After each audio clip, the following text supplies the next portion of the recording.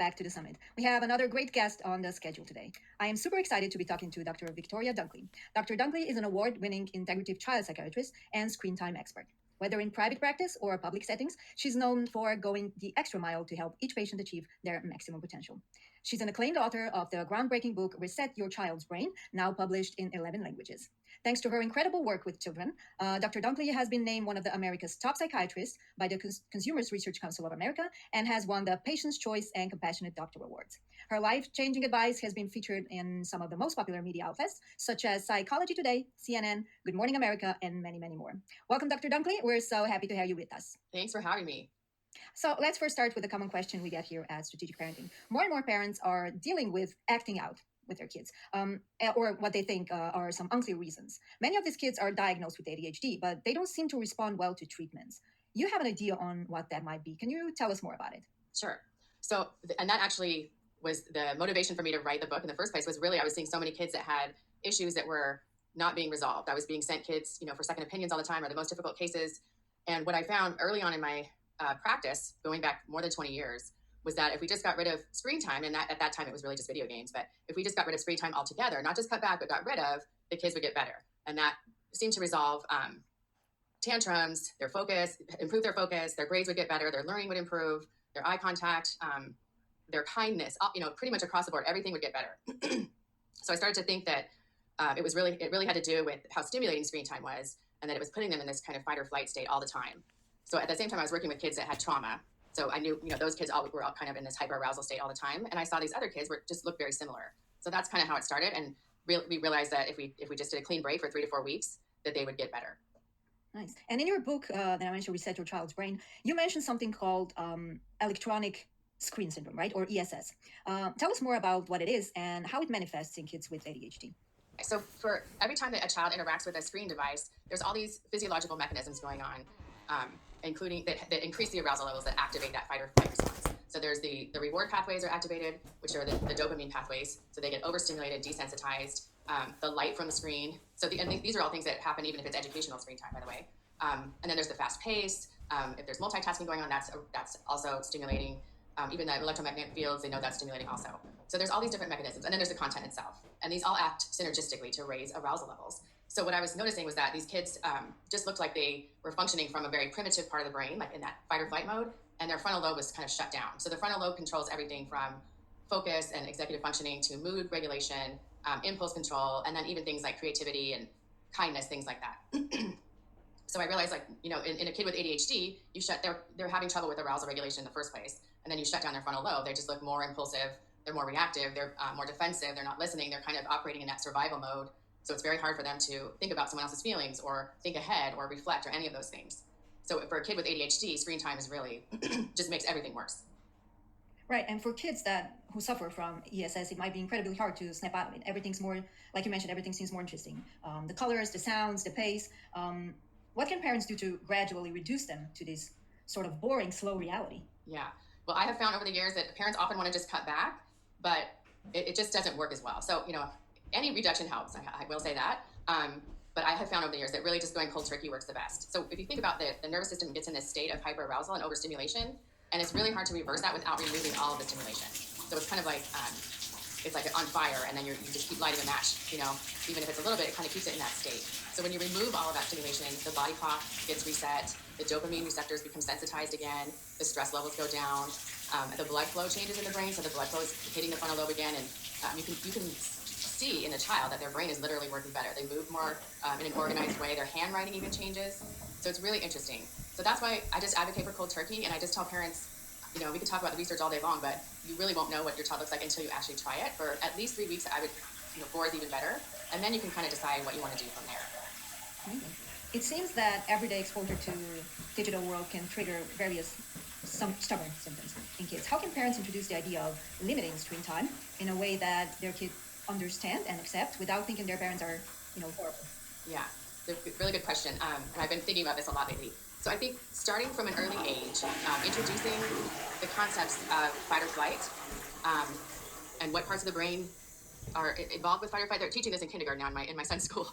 And also what parts of the brain do the higher thinking and regulate emotions and things like that. And at the same time, you're teaching them that we want the brain to be healthy and resilient and more connected. So we keep teaching these concepts at the same time that you start to introduce the idea that screen time might be exciting and kids like it, but it's not necessarily good for the brain. So if they can kind of understand that, and they can see, like if a child a friend of theirs plays a lot of video games, for example, if they can see that that child's more hyper and getting in trouble more and hitting more, then they can start to have a sense of what it looks like. Right, and parents often feel it's sort of a hassle, to always be on alert about kids' screen time. But you say that's really more important now than ever because screens are actually way bigger problem than we initially thought. What are some real life examples of kids that you've seen in your practice who have been, using tech way too much? Oh gosh, I have so many. I think, I've seen so many kids that were really struggling and they were getting all these services at school, at home. They're getting OT, they're getting have a behavior intervention.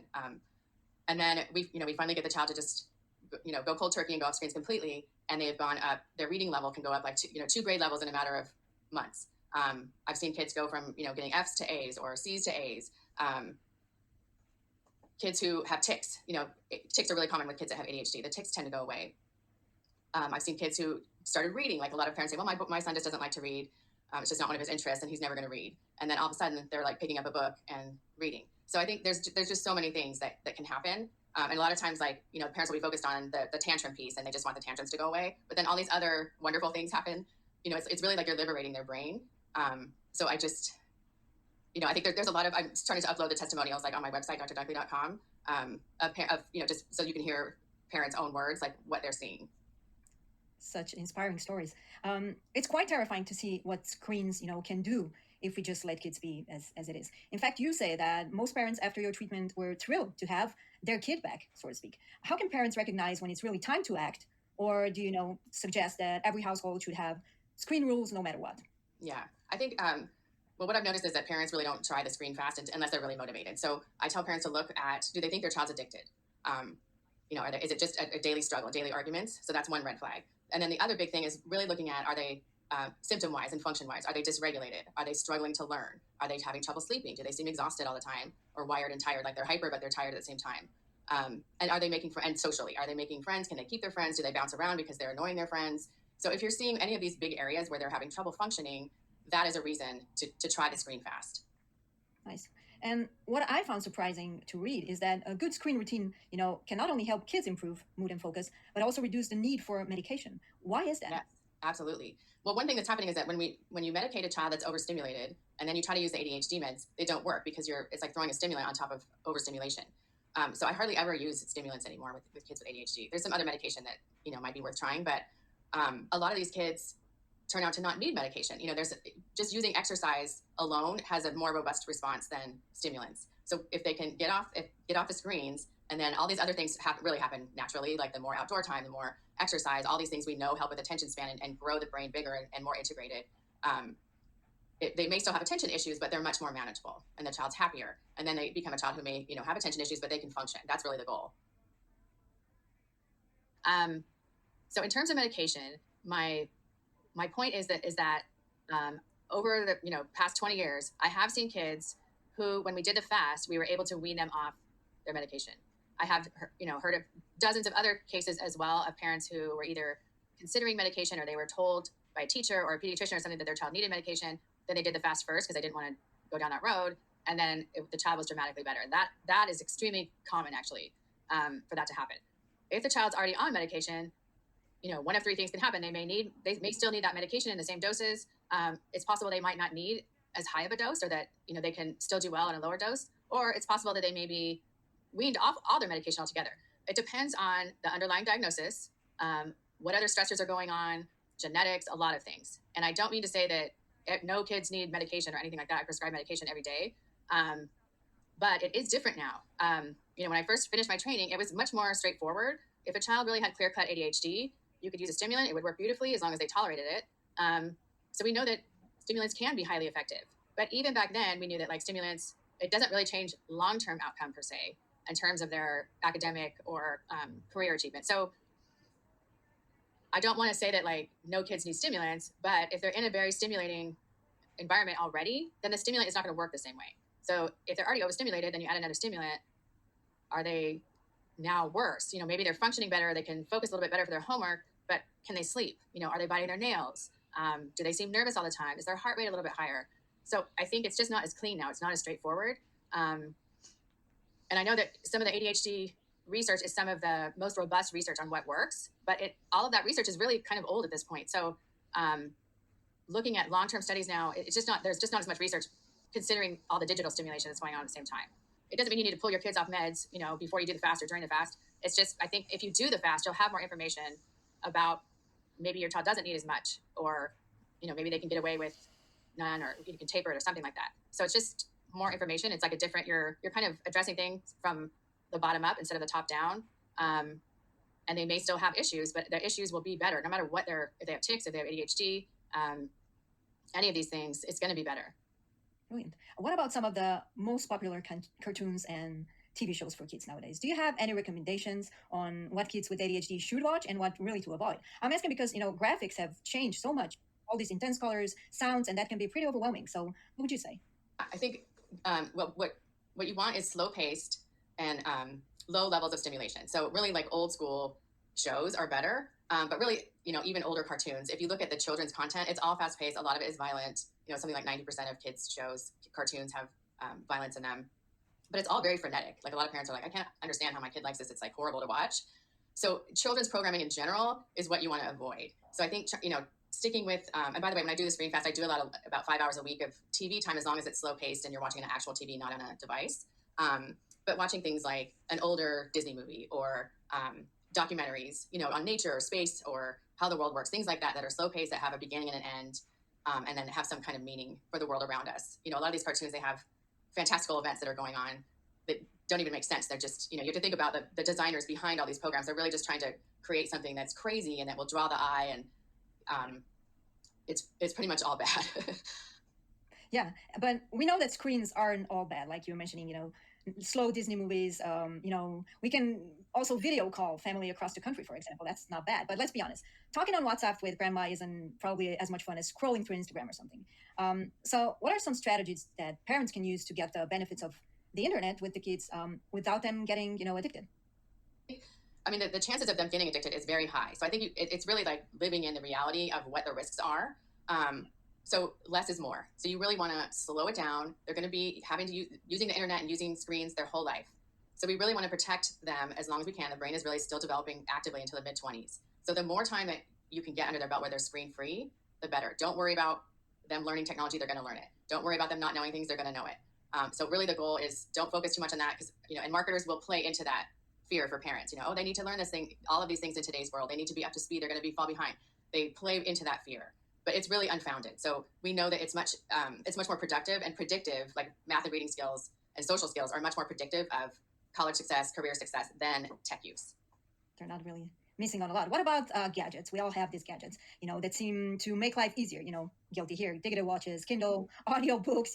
They might work well for kids with ADHD now, but how good are they, on the long run? Are they really helping or adding more screen time, really? Yeah, I think more screen time and just more tech use. I think it's the mindset should be really get back to what's natural, and getting, so like audiobooks I'm okay with, as long as it's not with a headset. So the headset and earbuds, that's a whole other topic, but those are really overstimulating, but also isolating.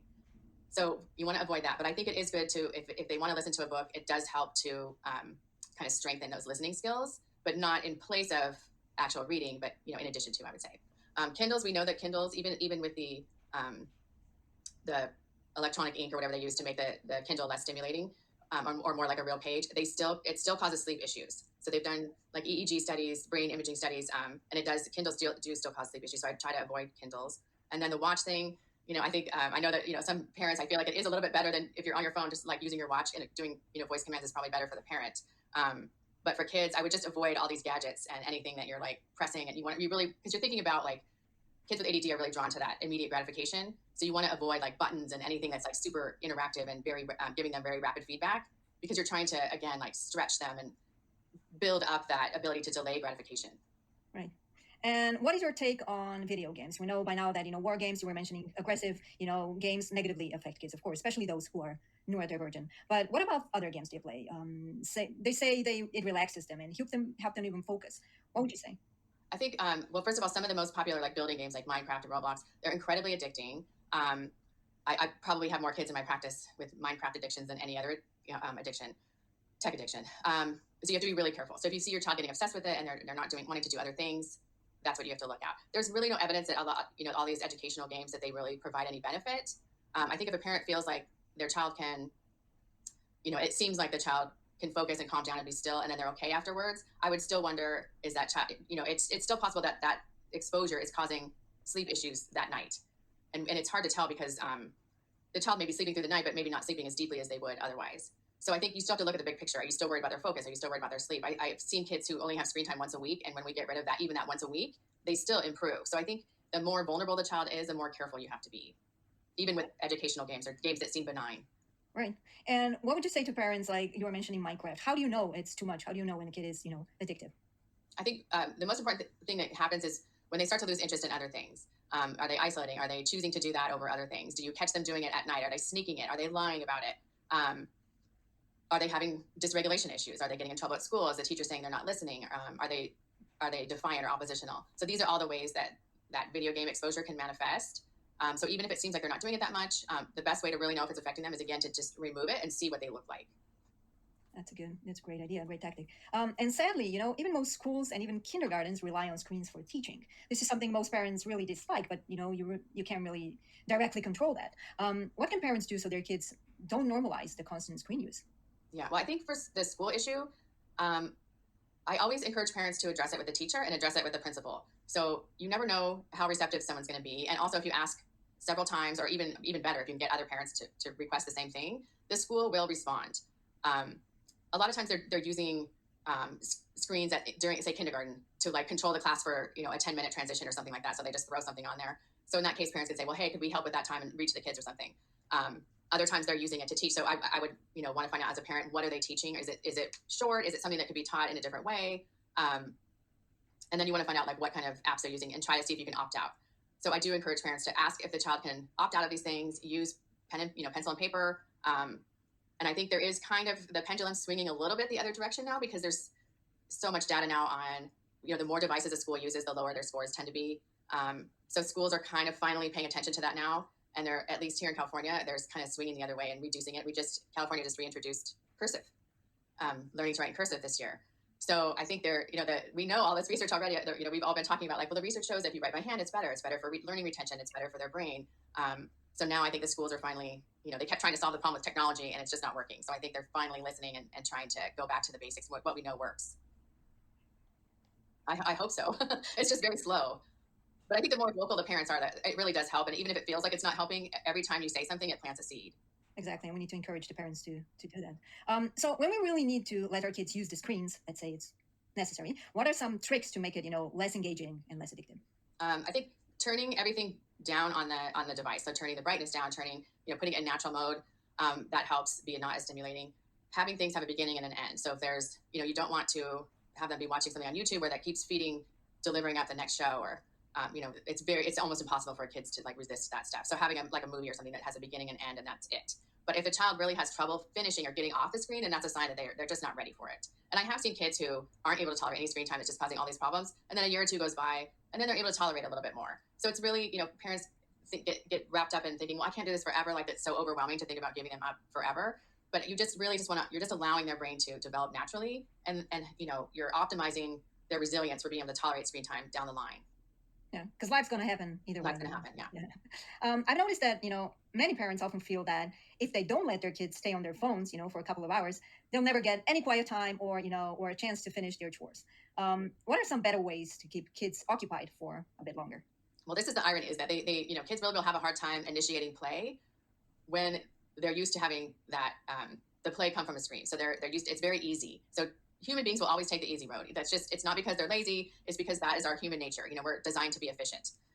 So you really don't see them kind of initiating their own play and being creative again until all that stuff is removed. And it's almost like they have to go through a grieving process. So they're arguing, they're sad, they're mad. And then when they finally accept that it's gone, then the brain gets some rest, and the lack of that lower level of stimulation, then the brain can reach out. So it's almost like, the brain's being hammered all the time by all the stimulation. It can't like organize itself to do something. So when you remove it, then they start playing more naturally. At the beginning, when you first take away the screens, you kind of have to, I take like a whole week and say, like, you really need to structure their whole day and make sure they're busy the whole time and all that stuff.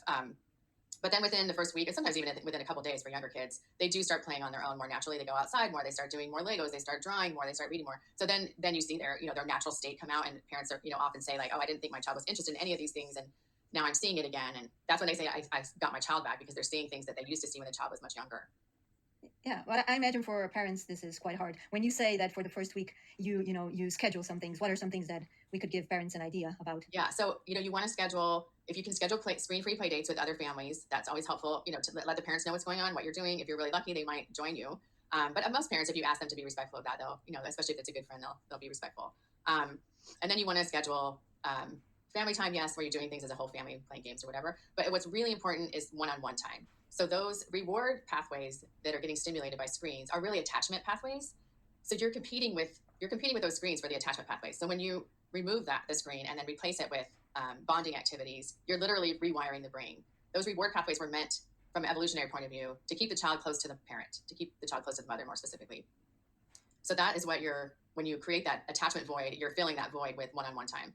And it's qualitatively different from family time. So if you have multiple kids, you really want to see if you can spend one-on-one with each kid. Sometimes parents will say, this night I'm going to be with this child, and then the parents swap. But that way they get that sustained eye contact, the conversation, and then the parents are supposed to be off their screens also during the fast, especially. And they can have conversations about it too. That it's really helpful for the child to express how they feel when mom's on their phone all the time, or dad goes, gets on his computer, whatever happens. So if you think about it in terms of a brain pathway, you're really rewiring the brain by doing those one-on-one activities. So we have family time activities and one-on-one activities. How can parents start practicing these routines in a way that it's going to feel natural and not like, some forced family fun? Yeah, well, it might feel a little forced at the first week. At the beginning, yeah. And I think just, part of it, once the child accepts that it's happening, then everyone can kind of sit down together and brainstorm. Okay, we're going to go to a baseball game. We're going to go out to pizza this night. We're going to do this and that. Everybody can kind of give their input about what they want to do. And then so you're going to have organized activities and outings, and then also what to do with downtime. So you want to figure out things that they can do on their own, puzzles or whatever. And you may have to sit with the child and get them started and do it with them for a while, even if it's supposed to be like solitary play. So the first week, the parent might find themselves, doing more work. But really, within the first week, you'll start to see a difference, and you'll start to see the benefits pretty quickly. Even with teenagers, by the second week, they're drastically different. So I think just kind of planning that first week, and then it does evolve into feeling more natural. Nice. Okay, Dr. Dunkley, what would be your best parenting advice in less than a minute? Okay, so I think in terms of screen time, getting the screens out of the bedroom, we know that affects mood, grades, weight, all of those things, sleep. So that's the number one rule that everyone should follow, including parents. And then the second thing is that exercise is really, especially for the ADHD child, we're underestimating how much exercise kids need. Younger kids need up to 3 hours a day of hard physical play, preferably outdoors. And if remember that exercise actually builds the brain, it grows the brain bigger, and it regulates the child. So the benefits of exercise and outdoor play, including sports, including free play, playground play, running around in a big park with grass, all of that is really helpful. And that's probably more than 60 seconds, but and then sunshine really helps too. So I think sometimes, we, even when they're exercising, they're inside, but we need sunshine too. Sunshine helps regulate dopamine, it helps regulate serotonin and the body clock, sleep, everything. And everyone's so afraid of the sun and, putting sunscreen on all the time, but we really do need sun. Definitely. What would you say this summit is a must attend for parents of kids with ADHD? I really like the idea of the summit because I think there's so many good little tricks and tips about ADHD, and just kind of thinking of the brain. That's just, the characterization of that child's brain. The book ADHD 2.0, one of the interesting things was the cerebellar functioning and how that impacts ADHD. So again, that goes back to exercise, but that cerebellum affects balance, but it also is related to the ability to learn and retain information. So I just think that the summit's good for learning all these different ways to look at ADHD, and that it's not necessarily a handicap; it's just the way the child is, and then learning to work with it, setting your child up for success. Right. What do you think is the most shocking screen time statistic every parent must know? I think that all the research that's coming out right now about social media and depression and suicide and accidental deaths is shocking. It should shock everybody. It's a very dark topic, but I think if looking at really the reality of the risks. Even if kids are using social media appropriately, some of these things have happened just because the kid's having a bad day and then does something really impulsive. So I think hopefully there's kind of a movement going on now that's to keep kids away from social media as long as possible. And even if parents are introducing phones at a certain age, that they're still keeping their kids off social media. And I've seen kids who are now in college that were off social media during their whole teenage years, and they're different. They have a better sense of themselves, higher self-esteem. They can relate to other people better. They're just not as vulnerable. And I'm working with college students now, and all we talk about is getting Instagram off their phone or TikTok off their phone because they can't function. They're very anxious. So I think even though that's kind of scary, if you have a younger kid, it's scary to think about. I think it's good to kind of look at that to see kind of what we're up against. Right. We mentioned gadgets, but what would you say is the worst gadget that parents have that they think they really need, but they don't really need? The iPad. Oh gosh, when the iPad came out, all of the issues just exploded because it's so portable, it's so easy, it's so convenient. It's really hard to get parents to just get rid of it. But you really don't need it. You can use your laptop or other things to get things done. So I have seen parents when they say, okay, we just got rid of that one thing and it makes a difference. At least one. That's first. Yes. What's the most brilliant trick you've heard a parent use to get their kids off the screen?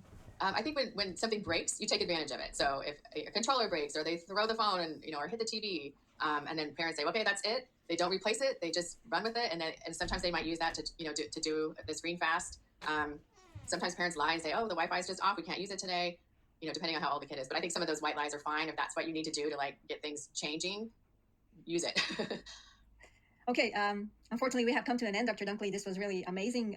You shared so many great insights, and I know we probably all took away something that we can make a real difference with.